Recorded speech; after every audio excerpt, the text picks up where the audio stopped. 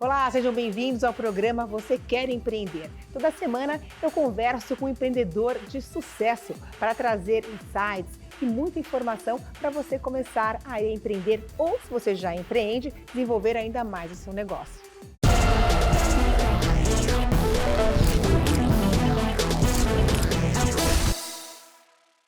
E hoje eu estou aqui com o Thales Gomes. Thales, é um grande prazer ter você aqui com a gente. Prazer, meu Ana.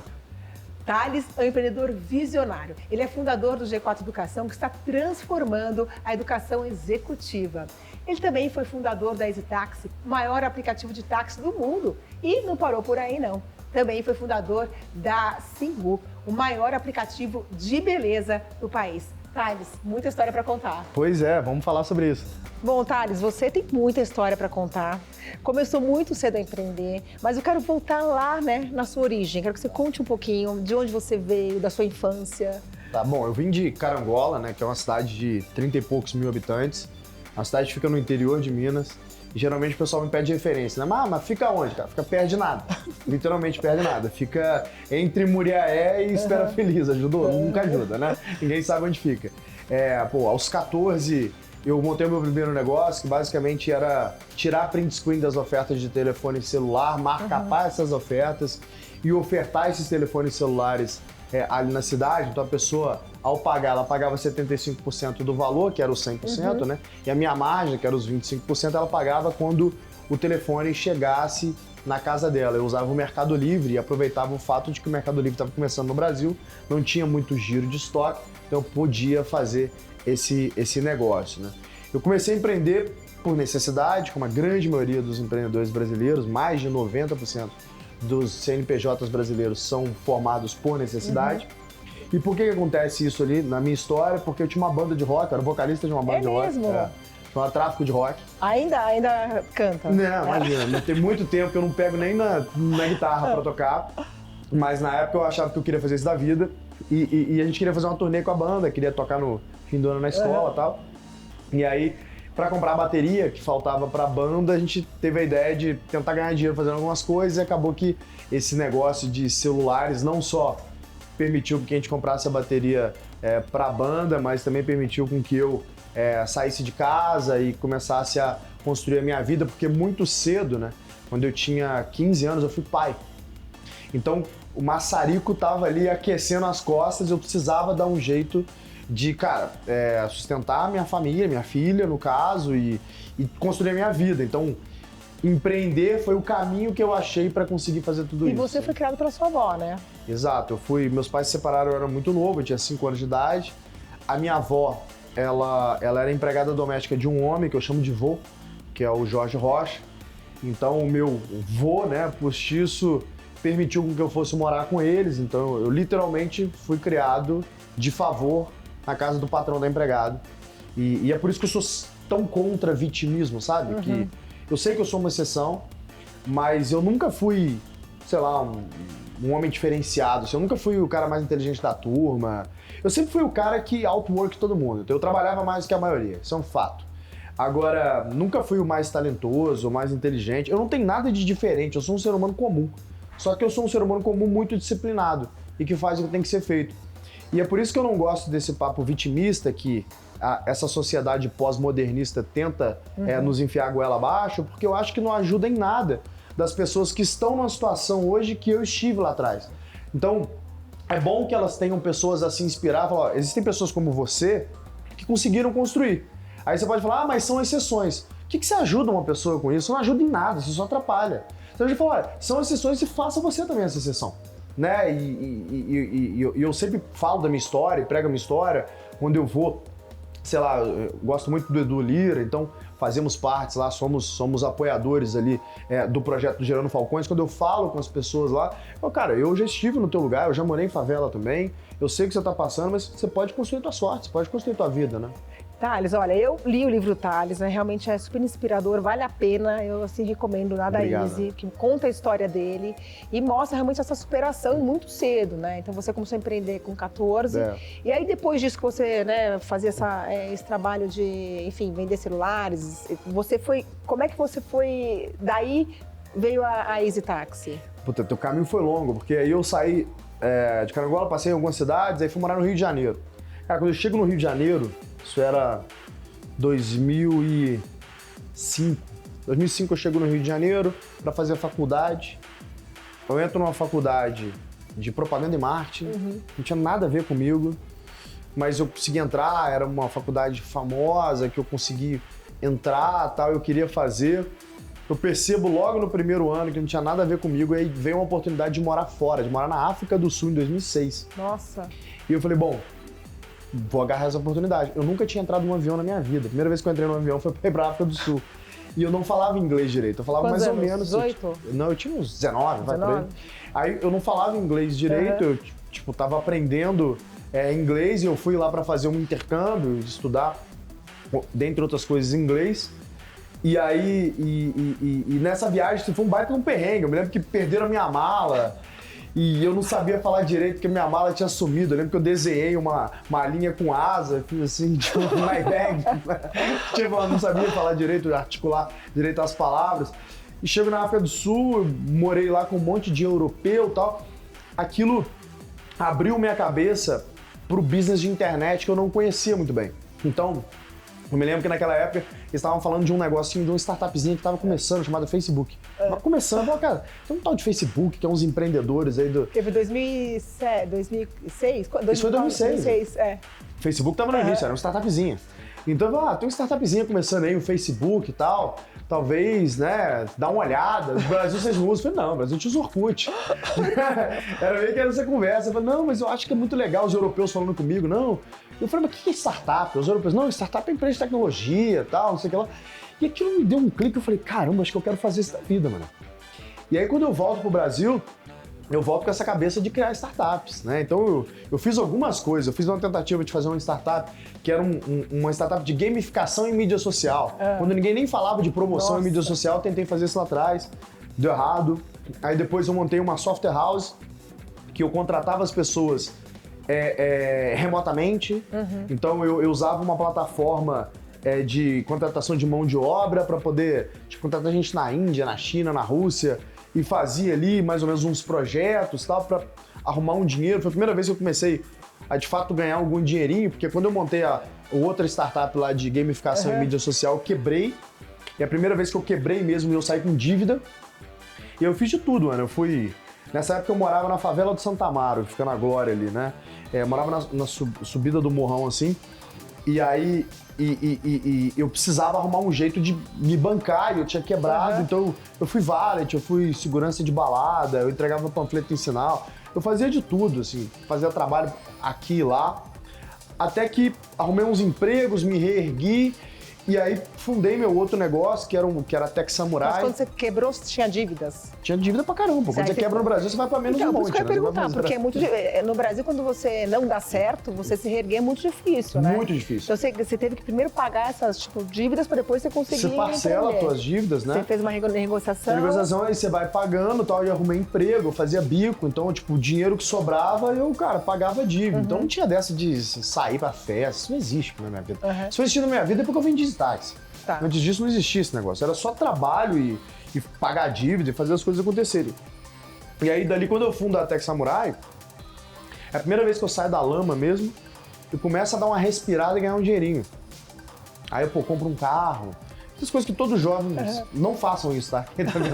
Não pegue tua primeira grana e gaste com carro, isso é uma bobagem sem tamanho. Ainda financia, né? Exato, tudo errado, sabe? Aí fiz essa bobagem, mas beleza, tinha lá. E aí fiz a Tech Samurai, daí me veio um insight de fazer a EasyTax. Então foi ali em 2011, maio, junho, não sei, de 2011 mais ou menos, que me veio esse insight por causa de uma competição de empreendedorismo chamada Startup Weekend, que hoje é detida pela Google, a marca Startup Weekend inclusive, mas na época era uma NGO, era uma ONG que meio que rodava o mundo proliferando o pensamento de startup. Nessa época já existia Uber? Tava meio que começando, mas ninguém sabia, né? Era meio que isso. Mas você não sabia da história? Ninguém sabia, né? Ninguém sabia de ninguém. As ideias, elas nascem meio que juntas. Então o iPhone, ele é lançado, se eu não me engano, em 2007.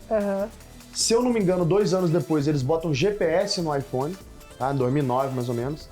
E aí, a partir disso, começam a surgir, então, essas startups de serviços mobile. A primeira startup de serviço mobile foi o Rideshare, que surgiu conosco, com Uber, com Get Taxi, que é essa galera que meio que nasceu todo mundo junto. Só que quando a gente tem esse insight de criar Easy Taxi ali no Startup Weekend, o feedback que eu recebo ali dos investidores, inclusive um deles era o fundador da 500, que era naquela época a maior aceleradora dos Estados Unidos, era o Dave McClure. Ele falou o seguinte, olha, é muito inovador o que você está pensando, mas nem sempre o que é inovador está no timing certo. Se isso fosse bom, ele já teria feito nos Estados Unidos. Então nem ele sabia da Uber, pra você ter ideia, que era um investidor. É porque tem isso o timing certo mesmo, né? Tem de timing, é um fato, né? Só que eu achava que estava na hora, Ana, porque eu via que estava crescendo a penetração de smartphone com internet. Naquela época era 4%. Então ninguém tinha smartphone com internet. Quem tinha dinheiro na época tinha BlackBerry. Então o executivo usava BlackBerry, quem tinha internet tinha BlackBerry. Smartphone que não era BlackBerry com internet praticamente não existia. iPhone era coisa de geek, né? Então o cara que é nerd, mas que é rico, então é super geek, então isso era o iPhone, era um mercado ínfimo. Então eu entendo os feedbacks que eu recebi na época, falei, cara, definitivamente não tá na época, como é que você vai botar taxista pra ter celular, né? Mas eu fui contra esses feedbacks, tanto que nessa competição de empreendedorismo a gente ficou em 4º lugar, né? A gente é o maior case do Startup Weekend global, mas só que a gente ficou em 4º lugar nessa competição porque ninguém achou que fosse possível fazer. Eu acreditei, cara. Que é um pouco da característica de Mas você Founder, nessa época né? você já tinha feito MVP, já estava testando? Fiz no mesmo dia. No mesmo dia? Você chega na competição, você tem uma ideia. A minha primeira ideia foi fazer uma startup de ônibus, que eu queria resolver o problema de mobilidade. Esse era o problema. Partir do problema. Falei, bom, como é que eu tiro o carro das ruas? Se eu tirar o carro das ruas, quer dizer que diminui o trânsito. Então eu queria diminuir o trânsito. Era isso. E aí eu falei, bom, ônibus tem GPS, celular tem GPS, se eu triangular e eu falar para onde que eu quero ir e onde que eu tô, eu vou sugerir o ônibus, você clica no ônibus e acompanha em tempo real. Quando ele estiver chegando próximo do ponto, você manda um SMS. Então começou com ônibus? Começou com ônibus. No mesmo dia eu pivoto aquela ideia. No mesmo dia? No mesmo dia. Na mesma hora, assim. Porque o Dave McClure me dá um feedback. Dave McClure fala assim, cara, essa ideia é ótima, mas a Google tá fazendo isso. Se eu fosse você, eu não faria esse negócio, não. Aí, ao dar esse feedback, a gente fala assim, cara, o que a gente vai fazer? Aí eu não sei. Tava no final do dia, ia pra casa, eu chamo um táxi, como todo mundo chamava naquela época, por cooperativa, não consigo achar o táxi. Aí, ao não conseguir achar o táxi, me vem esse insight. Falou, cara, e se eu fizesse esse mesmo sistema pra táxi, né? Será que daria certo? Aí eu vou pra casa, eu passo a madrugada desenhando, então na madrugada nasce todo o modelo de desenho de sistema que eu fiz ali na mão, nasce o nome Easy Taxi, nasce o modelo de negócio. Eu não, e sozinho? Você tinha sozinho. Praticamente não durmo, volto pro outro dia, apresento essa ideia pro pessoal, o pessoal, não é muito bom não, mas a gente não tem nada melhor, então vamos apresentar isso aí mesmo. Falei, cara, vamos aí, eu acho que é a parada. Tal. Aí eu faço um MVP com um blog pré-pronto, onde eu tinha um formulário de e-mail no blog, que eu mudo o front-end para ser, ao invés de enviar e-mail, pedir táxi, o botão, e eu pergunto o nome, endereço, telefone, cor de roupa, e a pessoa clica em pedir táxi ali, ia pro meu e-mail, essas informações, eu procurava no Google Maps o ponto de táxi mais próximo daquele endereço, ligava o ponto de táxi, conseguia um táxi e mandava um SMS pra pessoa. Então eu meio que fiz o sistema na mão, sabe, no mesmo dia. Foi validado e daí começou a crescer o negócio, né? Thales, bom, essa foi uma ideia visionária, né? Sim. Numa época que não existia Uber, enfim, pensar em fazer um aplicativo como esse é incrível. Como é que foi da ideia, né, até colocar em prática a empresa e crescer como vocês cresceram? Cara, foi um processo super árduo, porque a gente começa ali, basicamente, fazendo esse MVP, e aí eu precisava achar desenvolvedor mobile. Que não tinha na época, não tinha né? nem dev, quanto mais mobile. No mundo não tinha muita gente que sabia fazer mobile. E aí eu pego um cara que eu conheci que trabalhava comigo no Ortobon, que eu trabalhei um tempo no Ortobon. Ele era desenvolvedor COBOL, que é uma linguagem super antiga. Eu falo assim, cara, eu tenho essa ideia. Ele fica louco, ele fala, cara, que ideia incrível, esse negócio vai ser foda, não sei o que lá. Então, a gente precisa desenvolver isso pro app, você sabe fazer? Ele falou, olha, eu não sei, mas se você me der um mês eu aprendo e faço. Eu falei, pô, se você fizer, você se torna meu sócio, eu te dou tanto por cento da empresa. Ele, tá bom, deixa comigo. O cara foi lá e fez mesmo. O Márcio, que é o meu sócio, fez a primeira versão mobile, ele se juntou com o Vinícius Graça, que foi nosso primeiro CTO também, os dois fizeram ali a versão mobile do negócio e a gente começou a rodar. Só que tinha um problema, né? A gente tá falando de 2011 no Brasil. Não existia Venture Capital aqui no Brasil. Você tinha Monax ali fazendo um deal ou outro. Quer dizer, não tinha dinheiro, né? Assim, disponível pra... Series A da Monax na época era 500 mil reais, pra você ter ideia. primeira rodada de capital institucional. É um negócio muito pequeno. A Monaxi chegou até a abordar a gente, porque o Edu Letelier, do Gap Ninjas, tava nessa Startup Weekend, ele viu a gente nascer, inclusive ele mentorou a gente. E aí ele falou da gente pra Monaxi. A Monaxi falou, cara, como é que vocês estão? Eu falei, cara, acabamos de nascer, temos só MVP. A Monaxi falou, cara, então roda um tempo aí pra ver se o negócio vai dar certo mesmo. Se der, você me chama aqui. Eu falei, bom, eu preciso de dinheiro agora, né? Se der certo aí, não tem o que fazer. Então não tinha capital anjo no Brasil, não existia esse negócio. Era tudo o início, era tudo mato, assim. A gente ficou ralando, tentando fazer alguma coisa, mas não tinha capital, todo mundo não tinha dinheiro, assim, a gente não tinha grana. Eu tinha um pouquinho de reserva de capital em meu carro, eu vendi o carro e peguei o resto da reserva de capital que eu tinha, botei na companhia, meus sócios também botaram dinheiro pra gente dar um jeito ali, tentar validar o negócio. Mas é um modelo de negócio que exige muito capital. E exige um capital humano que não tinha. A gente tinha que ensinar as pessoas, o Márcio e o Vini, ficaram ensinando gente a programar mobile, ninguém sabia. Era tudo muito no início no Brasil.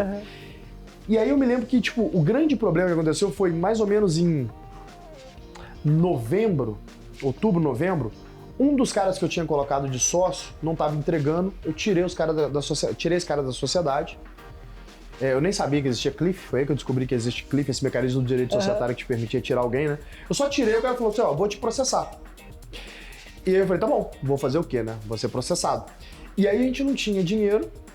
Eu lembro direitinho, a gente tinha no caixa da empresa 20 mil reais. Era tudo que a gente tinha na companhia. Vamos fazer o quê? Não tem o que fazer. Eu falei, vou fazer fundraising de advogados.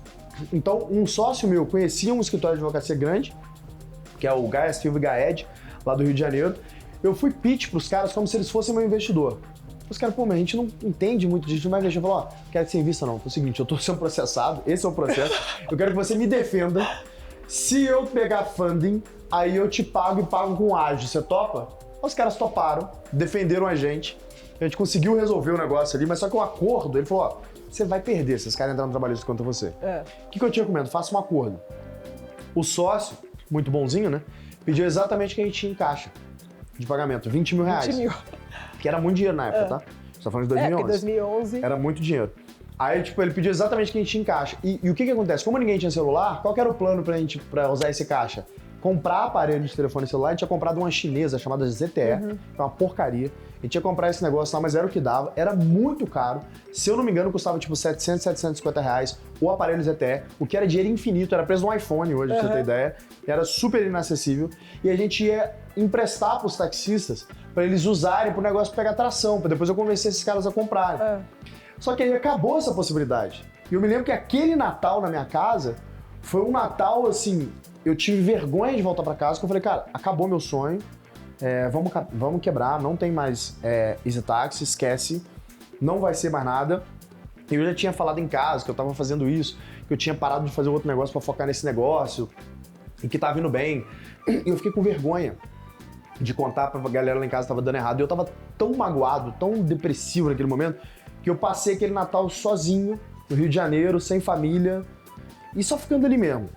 E refletindo, falei, cara, o que eu vou fazer? E aí, nesse momento de reflexão, eu falei assim, cara, tem duas opções aqui. Ou eu sento e fico chorando aqui, eu vou ser mais uma história de fracasso que vai jogar a culpa no mundo, ou eu dou um jeito de resolver esse negócio e faço a minha história, né? E aí, nessa provocação que eu fiquei me fazendo de dar um jeito, me veio um insight. Falei, cara, eu vou dar um jeito de fazer esses caras comprarem celular. Aí, no primeira semana de janeiro, eu fiquei rodando os pontos de táxi, com os taxistas, conversando com os caras e tal, até que um belo dia, um cara me chama num ponto ali, na frente do Botafogo Praia Shopping, né? Tinha um posto de combustível de GNV, que o combustível de táxi lá no Rio de Janeiro é GNV. Ele me chama pra dentro do táxi dele. Falei, pô, vem cá pra você ver o DVD que eu comprei pro carro. Tava na moda de ter DVD no carro naquela época, né? A gente tá falando aí do início de 2012. Eu entro no táxi do camarada, aí o cara liga o DVD, o que tá rolando ali? Filme pornô. Tinha um filme pornô rolando no DVD. Eu falo assim, pô, irmão, você me chama teu carro pra ver filme pornô? E ele cariocando, pô, ainda bem que foi tu, sabe como é que é? Fosse um cliente. Aí eu arranco o celular do bolso e mostro pra ele um site, né, de diversão adulta, Xvideos, se eu não me engano. Você conhece isso aqui? Ana, na hora que eu mostro isso pro cara... Todo mundo comprou. Não. Saíram comprando. Tipo, sabe o Windows quando dá aquele tela azul? Foi isso que aconteceu com os caras. O cara, tipo assim, onde você comprou esse celular aí? Eu falei, não, é smartphone, né? Você pode ver esse filme que você tá vendo aí, você pode ver aqui. Ele, quanto que custa? Eu falei, é de graça, velho. Eu falei, não, você tá de sacanagem. Aí ele chamou todo mundo do ponto, uau, vem cá ver o celular do cara, mano. Tem filme de graça, não sei o que lá. Aí mostrei o celular pros caras, vocês querem um celular desse? Queremos um celular desse. Eu falei, então deixa comigo. Aí eu fui tentar arrumar um deal melhor pros caras, só que, cara, operadora, quando vende telefone, não tem margem, né? Então eles falaram, eu não tenho margem, mas eu posso tirar a taxa de cartão de crédito, que era, sei lá, 5%. Como o taxista não tinha cartão de crédito mesmo, os caras só faziam no dinheiro, eles andavam com um bolo de dinheiro, eu falei, beleza, no dinheiro você me dá 5% também? Eu dou. Aí eu fui lá, arrumei um deal pros caras, falei, vem cá, vamos comprar o telefone e conseguir 5% pra vocês. E aí vocês têm que botar o chip do plano de dados. Nessa época, a companhia telefônica, eu não vou falar o nome, ela fez uma promoção de 50 centavos o dia da internet, no pré-pago. Então a gente botou esse chip de 50 centavos o dia da internet nos caras, eles compraram o telefone, e aí, puta, era um Android, né? Então no Android você pode favoritar uma página e arrastar a página ali pra home, né? Então você faz meio que um app. Aí eu fiz o app do filme pornô pros caras, que é tipo, eu entrei no site pornô e arrastei pros caras, e instalei o app da EasyTaxi. Então foi os primeiros 10 taxistas da EasyTaxi eu consegui graças à indústria pornô. Senão não tinha EasyTaxi. Essa história é fenomenal. Pois é. A gente vai pro intervalo rapidinho, mas daqui a pouquinho a gente volta. Não saia daí, porque olha, o Thales tem muita história para contar para você que quer empreender. A gente volta já já.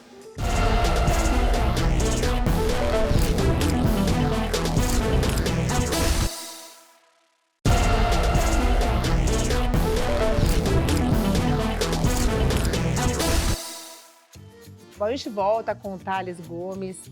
Thales, você contou sua história aí desde o comecinho da EasyTaxi. Bom, aí você parou, né, na parte ali dos taxistas, foram 10 taxistas que vocês conseguiram implantar ali o sistema. Exato. E a partir disso, como é que vocês foram parar em 35 países, enfim, expandir para o mundo o negócio? Esse foi o breakthrough moment ali, né? Um momento onde a gente conseguiu, tipo, quebrar a primeira barreira. A segunda barreira era como é que a gente consegue expandir isso para outros táxis, para outras localidades. Então, para isso, a gente precisava de dinheiro nesse momento.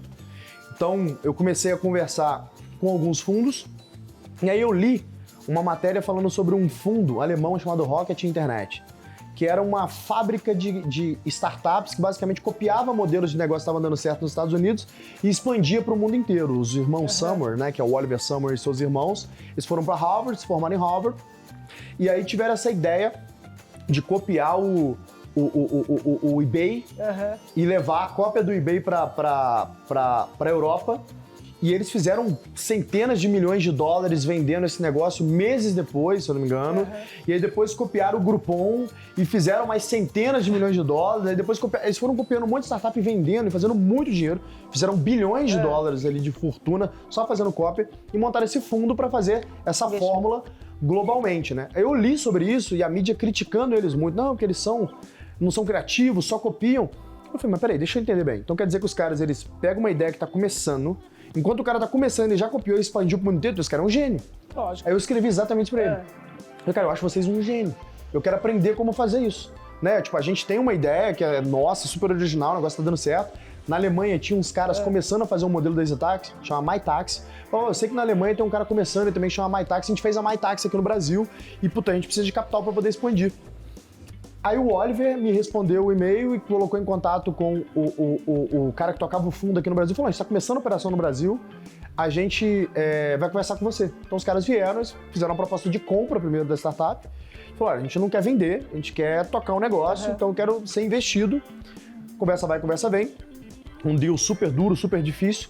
Eles investem então na companhia e eles fazem o maior Series A da história do Brasil, que quem foi quebrar esse Series A depois foi o Nubank.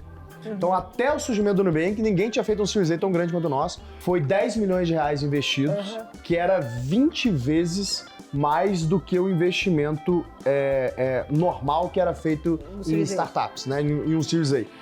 Então, era muito dinheiro. E aí, o que a gente conversou com eles naquela época é, bom, vamos escalar para o mundo inteiro.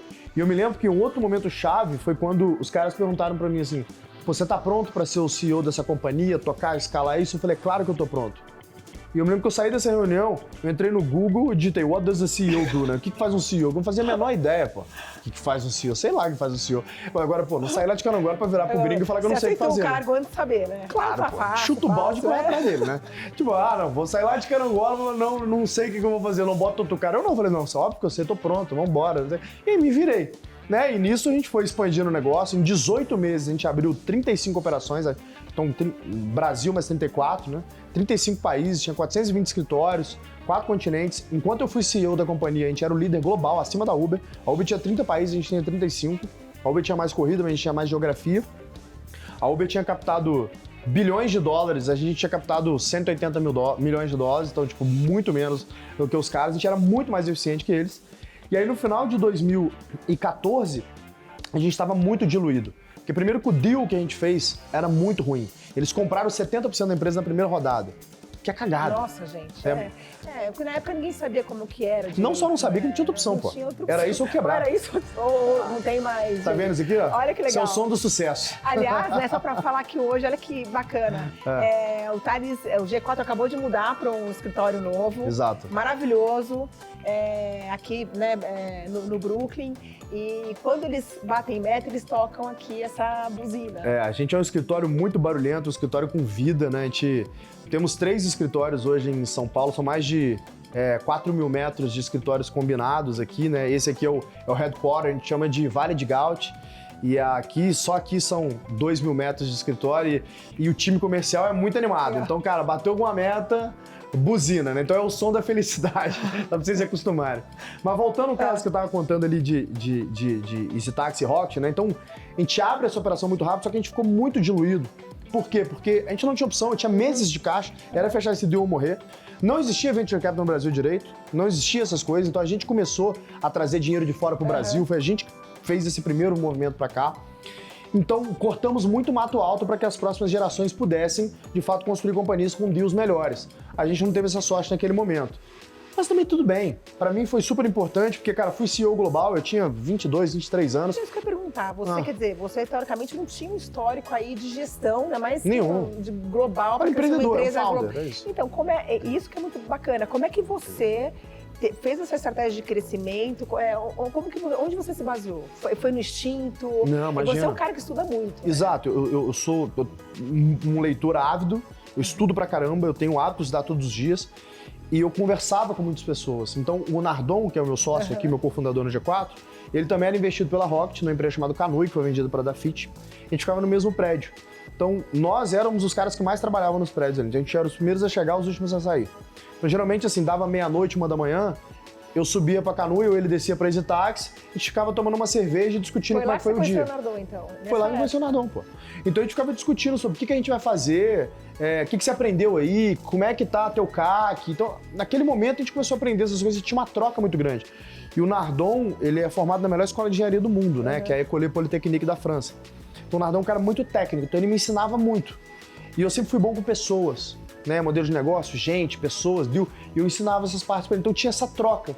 Então, assim como eu tinha essa troca com o Nardon, eu tinha com outras pessoas. Inclusive o G4 ele nasce por isso, né? Porque a gente fala assim, cara, você lembra o quanto que foi importante pra gente ter acesso a gente que sabe construir pra que a gente conseguisse construir? Imagina se a gente tivesse que fazer um MBA para aprender as coisas que a gente fez, a gente não ia aprender. Com o MBA você aprende que deu certo no passado. Exatamente. Né? Então, a gente falou, cara, e se a gente criar essa escola do futuro, né? É uma questão do estudo hoje, né? Hoje a gente, que você aprende numa universidade hoje, já foi validado há 4, 5 anos, já tá velho. Para mais, né? Você vai estudar case de década de 90, né? O que deu certo no passado. Então, a gente, quando o fundo G4, inclusive, depois a gente vai chegar nisso, a gente pensa nessas coisas, mas lá na Easy Taxi eu tinha muitas essas referências, tinha gente muito inteligente para trocar, eu estudava muito e eu conhecia o mundo inteiro, né? Então, eu literalmente rodei o mundo inteiro. Então, ao rodar o mundo, você conhece muita gente boa, muita gente que veio de McKinsey, de Bain, de BCG, de IB, dos melhores bancos do mundo. Então, aprendi muito com essa galera e fui compondo esses aprendizados, né? Como é que surgiu? Porque vocês começaram o G4 um pouquinho antes da pandemia. A gente começou o G4 em 2019. 2019. Exatamente. Como é que surgiu essa ideia do G4? Ó, no final de 2018, em novembro, eu sofri um acidente gravíssimo de paraquedas. Eu sou PQD, então eu tava ali saltando de paraquedas e eu sofri um acidente que eu quebrei tibia e fíbula. Então eu tive uma fratura exposta, que é uma fratura que os médicos, por exemplo, eles cogitaram me amputar. Foi muito grave. Então, eu sou um cara muito ativo, sou um cara que eu treino 2 vezes por dia, eu sou muito ativo mesmo, e eu me vi na cama. Eu precisava arrumar coisa pra poder, cara, fazer assim, na cama. E o a mais que eu arrumei pra fazer, eu falei, eu vou fazer uma pesquisa. Eu vou tentar escrever um livro que ele vai correlacionar quais são os processos e ferramentas utilizados pelas empresas que mais crescem no mundo, para eu fazer um conjunto de recomendações para os empresários brasileiros. Então, para tropicalizar isso, falar, olha, você é empresário brasileiro de setor tradicional, deveria usar essa ferramenta para poder crescer também e tal. E esse livro ia chamar Gestão 4.0, que é essa nova forma de gestão que eu tirei esse nome do Indústria 4.0, vou falar de Gestão 4.0, essa nova gestão, né? E fui fazendo a pesquisa e tal, escrevi um paper gigante, de, sei lá, quase 200 páginas, e aí eu tenho um grupo de pôquer, a gente joga pôquer lá em casa regularmente. E esse grupo de pôquer é formado por alguns dos maiores fundadores do Brasil, são os meus amigos. E aí, dentro desse grupo tava o Alfredo e o Nardon, né? E num dia de pôquer lá em casa eu mostrei pra eles e falei, aí galera, vou escrever esse livro aqui, o que vocês acham? Dá uma olhada. Aí os caras falaram, cara, ninguém lê livro. Por que a gente não transforma essa tese aqui numa imersão? E eu era super contra, porque eu falei assim, não, velho, esse negócio de coach, ficar fazendo curso online, pelo amor de Deus, velho, vai se prestar esse papel. Mas por que você é contra? Eu falei, cara, só tem buchiteiro fazendo isso. Não conhecia muito bem o mercado, né? Eu sei que não é 100% que faz que é buchiteiro, mas tem um grande número de pessoas que são. Então, na época, pra mim, era todo mundo. Aí eu falei, cara, só tem buchiteiro fazendo isso, nada a ver com a gente. Imagina, velho, tinha falta, é legítimo. Aí o cara, mas o Nardon falou assim, exatamente por isso que a gente deveria fazer.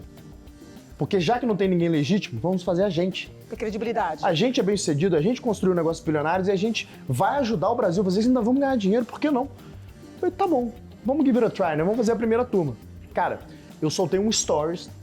Galera, eu, Alfredo e Nardon, vamos fazer uma mentoria. Vai ser um final de semana. Vai custar, acho que na época era tipo 12 mil reais, vai custar 12 mil reais. E as vagas estão abertas, são só 50 vagas. Cara, em 15 minutos você encerrou as vagas. Vendemos tudo. Vendemos tudo. E eu me lembro que é o seguinte, para você reservar, você tinha que fazer um pagamento no seu cartão de crédito de R$1.000. A gente teve $500 mil. Ou seja, jura? 500 pagamentos em, sei lá, 15 minutos. Assim, bum! E aí, como é que fez com esses que fizeram esse primeiro pagamento? Aí virou as próximas turmas. Que esse que eu falei, ó, se você for aprovado, você usa isso que você quer. Cara, você quer devolução de dinheiro ou quer ir pra próxima? Quero pra próxima turma, virou a próxima turma. Então a gente tinha vendido, um monte de turma ali. Já validou ali, né? Já tá tudo. Não só validou, como fez uma baita caixa. E aí a gente falou, cara, esse negócio é muito maior do que a gente imaginava. Realmente as pessoas estão ávidas por um novo modelo de ensino de negócios, né? E a gente construiu essa tese, falou, cara, se a gente fizesse uma nova escola de negócios, a evolução da escola de negócios, né? Que é, o dono da empresa, ele não tem tempo para fazer MBA. Ele não consegue ficar 1 ano, 2 anos numa sala de aula. E, cara, quem está ensinando ele é um acadêmico, que tem o seu valor. Mas eu não sei se ele tem exatamente o valor para um dono de empresa. Ele tem mais experiência, talvez. Né? Porque, né, talvez muitos deles nunca tiveram CNPJ na vida. Então, eu te falei, se a gente fizesse uma escola de negócio, onde a gente bota um empreendedor, o diretor para dar aula, uma pessoa que faz aquilo que ela está ensinando no dia a dia dela. Que aí você não vai aprender o que deu certo no passado, você vai aprender o que está dando certo hoje e como que eles estão pensando no futuro. E fizemos o G4 dessa forma, né? Que nasce como uma escola de negócio e hoje é um ecossistema de negócio, é um one-stop shop do empreendedor brasileiro, que você tem formações físicas, formações online, software e comunidade, né? É uma companhia que hoje tem quase 400 funcionários, como eu disse, né? Mais de 4 mil metros de escritório de área combinada. Esse ano vamos faturar 200 milhões de reais e sempre gerou caixa, distribuiu dividendos. É a startup que mais cresceu em geração de caixa na história do país. Né? Agora, é muito interessante também porque dentro desse ecossistema tem a solução de software, né? Exato. Explica pra gente como é que é isso. Como é que então, dentro dessas 3 caixas, né? Educação, comunidade e software, o software principal que a gente tem, que é o que esse ano vai faturar 65 milhões de reais, só esse software, né? É o G4 Skills. O que é o G4 Skills, cara? Antes do pessoal ficar falando de AI, a gente já tinha a nossa. Então a gente foi educando essa AI, treinando com os nossos treinamentos, com as nossas mentorias que a gente tem gravada e ensinando para essa AI o que é construir negócios em várias micro-regiões do negócio. Então várias segmentações do que é construir negócio. Que é construir growth, que é construir operações, que é construir produtos, com literalmente milhares de horas de treinamento. Então é diferente de você usar a nossa AI e usar um ChatGPT, que ele vai ser mais genérico. O nosso é especializado, ele é treinado por nós. Nós somos parceiros da Microsoft no Brasil. Não sei se eu posso falar Microsoft, mas somos parceiros de uma empresa de tecnologia provedora de AI aqui no Brasil, que desenvolvemos e estamos construindo esse case junto com eles. Desenvolveram em parceria com eles. Desenvolvemos sozinhos, depois eles chegaram e falaram, cara, que incrível que vocês estão fazendo, eu quero dar um suporte, porque isso é um case global, e estamos em parceria com eles fazendo isso. Basicamente, a gente faz um assessment na companhia, então um conjunto de perguntas que os funcionários respondem. Com base nisso, eu dou para o empreendedor um dashboard onde ele sabe o nível de maturidade da companhia dele por área e quem são os detratores daquela área que precisam ser desenvolvidos. Aí a minha AI, ela cria um plano de desenvolvimento individual, ela cria um roteiro de desenvolvimento pessoal para cada pessoa que é atualizado constantemente, porque é um AI, né? É como se você tivesse um profissional de RH por cada pessoa para treinar todo mundo, né? O que é praticamente impossível de fazer. Né? Que a tecnologia faz essa análise? Em segundos. É assim, rápido, você super rápido. Preencheu ali, em segundos ela fala, olha, você está aqui, você deveria estar aqui pro teu nível e para você chegar aqui, esse é o caminho que você usa, né? Mas aí o caminho, esse feedback é dado pela empresa, a empresa... Não, é o robô. Não, sim, mas é dado, o robô dá para os gestores, os gestores passam... Não, dá direto pro funcionário. Pro funcionário fala, direto. Olha, esse é o caminho que você tem que fazer, tá aqui tua plataforma, tá aqui o conteúdo que você tem que assistir, tá aqui a prova que você tem que fazer. Vem tudo junto. Tem tudo. E a pessoa vai fazendo e o gestor tem um dashboard pelo qual ele acompanha a evolução dessas pessoas. Gente, isso é sensacional, muito bacana. Bem bacana, cara. E é um negócio pra você ver, tem 1 ano e meio que a gente fundou. Não tem nem 2 anos, vai fazer 2 anos esse ano, já vai fazer 65 milhões de receita só essa unidade de negócio, né? Tá, a gente vai para um intervalo rapidinho, mas já a gente volta, porque eu quero falar com você sobre gestão. Aí sim, Vambora. entrar aí no cerne da questão. A gente volta já, não saia daí.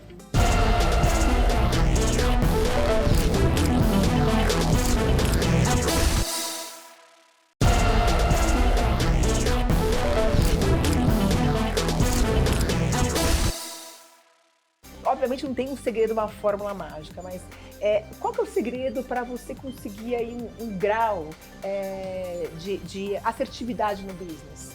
Então, Ana, assim, o sucesso é relativo, né? O que é sucesso para alguns pode ser fracasso para outros, então cada um vai ter um conceito de sucesso. Mas não entrando nesse mérito, eu acredito que o que diferencia um empreendedor que consegue chegar lá do que fica pelo caminho é uma coisa só: perseverança. A pessoa tem que ser perseverante. Ela tem que conseguir tomar soco na boca, cair no chão, levantar e continuar, tomar outro soco na boca, cair no chão, levantar e continuar. Se ela não conseguir, se ela se vitimizar, se ela jogar a culpa no mundo, se ela jogar a culpa no mercado, ela não vai conseguir. Se ela não perseverar, ela não vai conseguir. Porque o ponto é o seguinte, 5% do meu tempo é isso aqui que a gente está fazendo, entrevista, alguém falando bem do nosso negócio e tal. 95% do meu tempo é trabalho duro, é problema, é folha de pagamento, é vazamento no escritório, é funcionário bom que eu tô perdendo, que eu não quero perder. É só problema. Então, não é divertido construir negócio. Não é aquele duro. glamour, né? Porque Pelo tem uma contrário. ideia de glamour, que não é bem assim. Não, eu sei, e parece até meio clichê que todo mundo fala isso, mas no detalhe é o seguinte, cara. Se eu fosse entregar os meus 3 escritórios hoje, eu teria de dívida, só de multa, 14 milhões de reais. Só os meus escritórios. Todo empresário, ele larga o ano devendo. Esse ano é o seguinte, de custo que eu tenho na companhia, mais ou menos 100 milhões de reais. Então eu largo o ano devendo 100 milhões de reais. Aí eu tenho que pagar a minha conta para começar a ganhar dinheiro. Essa é a vida de todo empresário. Essa conta que a gente não faz. Sempre com a faca no pescoço, né? Isso não é divertido, pô. Passa a ser divertido quando você aprende a aproveitar o processo. Eu falo assim, beleza, eu largo o ano devendo 100 milhões de reais, mas eu vou fazer 200. Opa! Agora e se eu não fizer? Faz parte do risco, meu querido. Você está disposto a tomar esse risco? Está disposto a fazer o sacrifício? Então você tem que ter os louros da vitória também. Se você não está disposto, cara, você vai ser remunerado proporcionalmente ao risco que você está tomando. Então, eu amo o que eu faço, eu não trocaria nunca na minha vida por nenhuma vida. Eu me divirto estando aqui, eu me divirto tomando mais risco. Cara, por enquanto as coisas dão razoavelmente certo. Poderiam dar errado, já deram errado no meio do caminho, deu certo, mas deu errado ao mesmo tempo. Isso é a vida do empresário, mas a gente é perseverante, a gente fala assim, cara, EasyTax poderia ter sido muito maior, poderia ter ganhado muito dinheiro. Não deu, beleza, vamos pra próxima. Singu poderia ter sido muito maior, poderia ter ganhado muito mais dinheiro. Não deu, vamos pra próxima. Eu acompanho muito o trabalho de vocês, a gente vê assim a paixão de quem tá com vocês no G4. Quer dizer, quando bate meta, aquela festa. Como a gente tá vendo aí, essa barulheira. Então isso, agora, tem uma questão que você falou de gestão, né? A importância de uma gestão bem feita numa empresa, obviamente, que é estratégica. Agora, se você dissesse assim, quais são os pontos, quais são assim as áreas que você acha que são mais estratégicas dentro de uma empresa? Primeiro, a cultura da companhia. A cultura é um conjunto de princípios e valores que regem as decisões na companhia, né? Então, se você não tem um conjunto de princípios e valores bem definidos, você não vai conseguir escalar o teu negócio. Porque assim, temos quase 400 pessoas aqui. Como é que eu vou garantir com que todo mundo esteja tomando a melhor decisão possível? Eu tenho que criar um framework de decisão. Esse framework a gente chama de cultura. Então, a cultura não é negociável. Para que haja uma cultura, tem que haver uma liderança. Para que haja uma liderança, tem que haver autoridade. Uma empresa não é uma democracia, e não deve ser. A democracia não funciona. Então, se eu tiver uma democracia que fala assim, vamos votar, o que a gente quer? Trabalho presencial ou home office? Pô, todo mundo vai querer home office, pô. Todo mundo vai querer o fácil. Agora, eu sei que o home office, a gente produz menos, as pessoas se desenvolvem menos, as empresas vão entregar menos. Para construir um negócio de sucesso, não dá para ter home office. Entendeu? Então, não tem essa escolha. A escolha é minha. Eu sou monarca aqui. Eu falo o que eu tenho que fazer. Eu sei o que é bom para vocês. Né? Quem está nos assistindo aqui, se tem filhos, eu convido a fazer isso. Faz uma democracia na tua casa. Deixa os teus filhos decidir o que é bom para tua casa, você vai ver que vai virar a tua casa. Né? Então é o que a gente faz aqui. A gente tem um monarca, que sou eu, e temos a nossa aristocracia, que são os nossos diretores e sócios, que tomam decisões junto comigo. Mas que nós decidimos o que é importante para a companhia e a gente seta o que a gente quer que seja. A gente não deixa a companhia decidir, não, quem decide é a gente. Então, quando você cria uma cultura, você cria esse framework, você cria uma base para o desenvolvimento da companhia. As companhias, elas perderam a autoridade, Ana. Não tem uma liderança. A gente tem gente fraca liderando as companhias. A gente precisa retomar a liderança da nossa companhia para que a gente faça as escolhas melhores para elas. Né? E é muito bacana porque no G4 eles mostram ali as diferenças, né, entre o CEO, o CTO, entre o CMO. E vocês fazem umas comparações, né? Exato. Então, assim, você fala muito que o CEO, né, o papel dele, além de, obviamente, estar aí na frente da companhia, mas é essa parte também de captação de investimento, de networking, de entender, né, a filosofia da empresa. Então, fala um pouquinho mais, assim, qual que é o papel para você, assim, de um CEO principal? Principal é sempre vender, Ana. Não tem jeito, porque não existe nenhum problema que não seja resolvido com mais vendas. Mas o produto está com problema. Vende que você vai ter caixa para consertar o problema. Mas o time está saindo. Vende que você vai ter caixa para reconstruir. É sempre vender. No final do dia, o que o CEO faz? Ele garante que a empresa vai vender. Se ela não vender, acaba o negócio. Ponto. Feito isso, como é que ela vai vender? Ela vai vender tendo as pessoas certas, com os processos certos, com os sistemas certos. Então tem que construir um bom produto, tem que entregar uma boa experiência, tem que garantir que a operação vai funcionar redondo, eu tenho que garantir que as pessoas que estão aqui são as melhores pessoas possíveis, tem que garantir que eu tenho uma cultura que funcione. Então tem uma série de processos que são garantidos pelo CEO, liderando e colocando as pessoas certas nos locais certos e garantindo que ele tem esse conjunto de diretores para poder ajudá-lo. Desde o diretor de operações, que a gente chama de COO, até o diretor de tecnologia, que costumamos falar aqui no mercado de tech, né, de CTO, né, até o diretor de marketing, que a gente chama de CMO. Então a gente tem esse grupo de diretores que vai te ajudar a pegar essas áreas chaves da companhia, essas alavancas importantes da companhia e dividi-las entre essas pessoas para que eles criem os seus times. Né? O nosso modelo de gestão é um pouco mais complexo. A gente usa uma espécie de um modelo matricial, onde a gente tem um grupo econômico que tem várias business units e cada business unit tem um head e cada head tem seu time que é tocado o resultado pelo head da business unit, mas tecnicamente ele é liderado pelos sharpers, que são os sharpers que são agências internas que prestam serviço para as business units. Essa estrutura vocês construíram?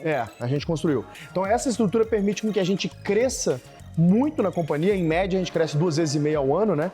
Gerando caixa, entregando resultado. Por quê? Porque eu não tenho necessidade política, por exemplo, de passar o meu ticket de aprovação na frente do outro ticket de aprovação ali em tecnologia. Eu consigo fazer esse negócio funcionar. Mas por quê? Porque eu criei um sistema de incentivos que faz com que isso funcione. É super complexo, não é tão fácil de explicar aqui, mas no G4 a gente ensina exatamente as pessoas a criar esse tipo de modelo, que é um modelo por onde você consegue extrair mais margem de contribuição, né? Ele fica mais eficiente. É isso que eu ia perguntar, porque vocês têm uma equipe no G4, que os founders, os fundadores vieram de mercado, enfim, conhecem bastante, mas a realidade de muitos empreendedores não é essa, né? Então vocês têm aí uma metodologia, vocês têm uma forma de gestão que é vocês são muito claros nisso. Então, para quem não tem isso, para quem está, enfim, empreendendo e quer chegar nesse nível, qual que é a dica que você dá? Cara, no meu Instagram eu dou muita dica, muito framework, eu dou muita planilha que eu entrego ali a custo zero para as pessoas se desenvolverem, porque às vezes a pessoa não tem capital suficiente para ser treinado pelo G4 ou para comprar um software do G4, mas ela vai ter um dia, né? Então, eu pego ela na base aqui, entrego muito conteúdo gratuito para que ela se desenvolva. A mesma coisa o próprio Instagram do G4, o site do G4, tem muita coisa que a gente entrega gratuitamente para a pessoa se educar e algumas ferramentas para ela se desenvolver. A verdade é o seguinte, Ana, quem quer faz, porque o conteúdo tem gratuito na internet. Exatamente. O difícil é a pessoa ter a disciplina de aprender e testar as coisas e botar em prática. Que é sempre mais fácil eu fazer o que eu já sei, né? Agora, eu saio daquela zona de conforto, deixa eu tentar algo novo, deixa eu tentar mudar o modelo de gestão aqui, deixa eu tentar conversar com o meu time para trazer todo mundo de volta pro escritório. Ah, mas vai ser difícil, o pessoal vai chiar. O problema é deles, pô. Você virar pro teu filho e falar assim, filho, não pode comer sorvete todos os dias. O que ele vai fazer? Ah, não, mas eu quero sorvete. Pô, mas não é você que manda, sou eu que mando. Eu sei que é melhor para você. Então, acho que o principal é esse empreendedor, primeiro, recobrar o ownership da companhia, né? Tomar o controle dessa companhia novamente e depois desenvolver ali processos para que eles possam depois escalar esses processos e transformá-los em sistemas, né? Tudo isso é um processo que, cara, o G4 tem mais de 11 programas de formação físico e tem mais de 30 programas de formação online em tickets que cabem em todos os bolsos para poder educar essas pessoas.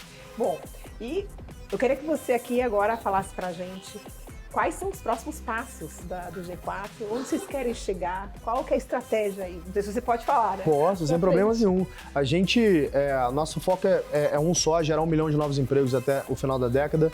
São 350 mil empregos já gerados diretamente pelos nossos alunos depois que eles passaram por um programa do G4. Então, temos um pouquinho para ir aí. Como é que vocês fazem essa conta dos empregos? O nosso time está em contato com as pessoas e eles têm um sistema por onde eles preenchem cada vaga nova que eles contratam lá e a gente metrifica em tempo real para saber o impacto do G4, né? E aí é uma das formas que a gente tem de entrar em contato com o cliente, eventualmente fazer cross-sale, ajudar, convidar para programas novos, essas coisas. Então a gente fica traqueando ali, né? Até o final da década, com certeza, bem antes. Acho que nos próximos 2 anos a gente deve bater essa meta aí, 3 no máximo, gerar 1 milhão de novos empregos. O foco é esse. Depois que a gente fizer isso, a gente vê para onde que a gente vai. Thales, e como é que você vê o futuro da gestão? A gente está agora com a inteligência artificial, que sempre teve, mas agora aberta, fácil de ser utilizada. Como é que você vê o futuro da gestão? Já se fala em gestão 5.0. Obviamente não dá para ter uma bola de cristal, mas para onde você acha que caminha? Porque vai ficando mais complexo, no sentido de que você hoje, essa tecnologias exponenciais, enfim, a inteligência artificial acaba tendo um papel muito importante aí nas empresas. Com certeza, cara. Como é que você vê aí esse futuro? Acho que é o seguinte, essa modificação que a gente teve agora, com o surgimento da OpenAI, né, que agora é de forma aberta e navegável, eu acho que é comparável ao surgimento da internet. Vai ser mais um breakthrough moment que vai levar a humanidade para um outro patamar que a gente nem imagina ainda para onde que a gente vai. Em termos de produtividade, então as margens das companhias tendem a subir over the time. À medida que as companhias forem aprendendo a usar AI, isso é incrível. Para a gente aqui, por exemplo, muitos dos nossos programas, né, a gente diminuiu 50% os custos de produção de conteúdo aqui por causa de AI. Então melhorou fundamentalmente a nossa margem. Óbvio que a gente é uma companhia de vanguarda, tem muita gente de tech, então a gente chega na frente do mercado, mas imagino que daqui 1, 2 anos o mercado vai aprender o que a gente sabe e vai começar a fazer isso também, o que é ótimo, né? Isso melhora as margens das companhias. E eu entendo que o processo de gestão, o meu dia a dia mesmo, por exemplo, cara, tranquilamente 70% das coisas que eu fazia, que eram chatas, hoje eu tô botando para AI fazer. Isso é maravilhoso. Eu economizo muito. Por exemplo, a gente fez a inauguração do escritório hoje, né? Eu precisava fazer um discurso de inauguração. Eu vou lá, boto com a AI, converso com a AI. A gente tem um G4 AI, que é um outro software que a gente tem, que tem 3 meses que a gente soltou, que ele tem mais de 20 ferramentas para gestão. Uma delas é construção de discurso. Vocês colocaram o conteúdo de vocês dentro ali da... Não, isso é um AI mesmo, um assistente pessoal que a gente fez, que é o G4 AI, que ele tem mais de 20 ferramentas que te ajudam a gerir a tua companhia. Por exemplo, você bota ali a tua análise de feedback 360, aí a AI vai analisar, vai te dar seus pontos positivos, negativos, discrepâncias e o que você deveria fazer nesses casos. Então, coisas do tipo que a gente faz. Aí tem um lá que é construção de discurso. Aí eu botei os pontos que eu gostaria de falar. Eu botei e falei, cara, eu gostaria de contar uma parábola sobre isso. Esses pontos eu gostaria de falar. Constrói meu discurso. Construiu meu discurso na hora. Gente. Coisas que eu talvez passaria horas pesquisando e escrevendo. Ele construiu meu discurso. Eu peguei, li o discurso, falei, entendi, bullet points, fui lá e fiz o discurso. Você falou, são coisas que a gente perde muito tempo, que não vai acrescentar em nada. E você consegue automatizar de uma forma muito fácil, né? Não, e coisas como isso, tipo assim, eu tô pensando num produto novo, construa uma carta de vendas. Cara, o Copilot agora, não posso falar o nome da empresa, mas uma empresa de tecnologia lançou o Copilot. Cara, não preciso mais saber fazer Excel. Eu simplesmente boto lá, eu quero que você construa um business plan para esse modelo de negócio, atingindo isso de margem, com isso de receita. Bum, o Copilot faz na hora. Então, tipo, para quem tá na vanguarda, como a gente tá, é uma vantagem competitiva. Eu acredito que a gente vai ter uns 5 anos de vantagem competitiva aí à frente do mercado, que a gente está muito antes do que as pessoas vendo isso, que pra gente vai ser primordial para que a gente continue liderando o mercado. E aí vem numa outra coisa, eu acho que as pessoas ainda, eu acho que a população em geral não tem muita noção do que está acontecendo. Né? Então você fala de AI até com amigos próximos, e ainda não estão tão antenados. E a discussão é muito rasa, né? Vai tirar os empregos. Exatamente, é isso. Mas também existe isso também, os empregos vão se transformar, já se estão transformar. se transformando. Esse é o meu ponto, né? O surgimento da Revolução Industrial não piorou o mundo, pelo contrário, tirou o mundo da pobreza. Né? Se você pega o IDH que a gente tinha pré-Revolução Industrial e hoje, né, a gente ainda tem, sei lá, próximo de 10% da população global vivendo na pobreza extrema, mas antes era, sei lá, 50%. Exatamente. Era uma loucura, né? Então a gente tem uma oportunidade de melhoria e fazer com que a humanidade não gaste tempo com monkey job mais. Que a gente possa fazer trabalhos criativos, que a gente possa pensar no futuro da humanidade, não gastando tempo, como por exemplo fazendo BP. Exatamente. Né? Que dá um trabalhão, você fica um tempão trabalho, ali, exato. Né? E, enfim, isso a BP é business plan, né? exato. Então a gente acaba ajudando bastante. Thales, foi maravilhoso o nosso bate-papo. Para terminar, eu queria que você desse uma mensagem aí para os empreendedores, você que tem experiência, para quem está querendo empreender, queria que você deixasse aí uma ideia para eles. Boa. Para quem está querendo começar a empreender, o melhor momento foi ontem, o segundo melhor é agora, viu? Eu sempre falo que feito é melhor que perfeito, que testa a tua ideia, tenta vender pelo WhatsApp, tenta, cara, montar teu negocinho ali na porta da tua casa, dá teu jeito, assim. Faz simples, faz barato, vê se funciona, não fica fazendo ideias mirabolantes. Mas eu não tenho desenvolvedor, mas eu não tenho sócio, mas eu não tenho dinheiro. Desculpas a gente sempre vai ter. A dificuldade é achar pessoas que deixam de falar desculpa e de fato bota para testar e bota para fazer alguma coisa. Então, meu conselho para você é: levanta dessa cadeira agora, levanta desse sofá agora e vai correr atrás dos seus sonhos, que ninguém vai fazer isso por você. Tá aí. Eu adoro essa frase do Thales, feito é melhor do que perfeito. Exato. É isso. Aprendi com meu avô e continuo trazendo na vida Thales, até hoje. olha, muito obrigada. Obrigado você. Prazer falar com você, muito sucesso. Para nós. E a gente se vê na próxima. Até.